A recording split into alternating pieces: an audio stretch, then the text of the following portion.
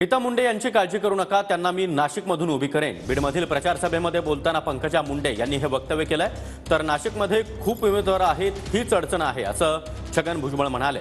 पंकजा मुंडे यांनी बीडकडे लक्ष द्यावं, त्यांनी निवडून येणं महत्त्वाचं आहे असं देखील भुजबळ म्हणाले। याच्यानंतर लोकसभेला माझ्या किंवा माझ्या परिवारासाठी तुम्हाला मत मागणार नाही। पंकजा मुंडेचा हा जाहीर शब्द आहे। प्रीतम ताईंना विस्थापित करणार नाही, मी शब्द दिला होता। मी नाही मला नका देऊ म्हणूनच सगळीकडे गेले। पण मला आता लक्षात आलं की ही निवडणूक कशाची। ताईचं काही आणलं नाही, ताईला मी नाशिक वरून उभं करीन, तुम्ही काळजी करू नका।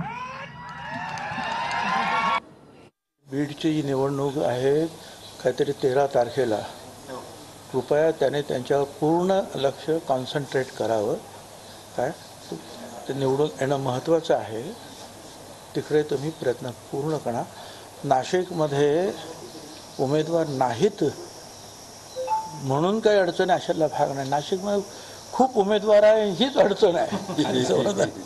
तुम्ही बीडमध्ये जास्तीत जास्त लक्ष केंद्रित करा, सगळ्यांना बरोबर घ्या आणि कुठल्याही परिस्थितीत निवडून या।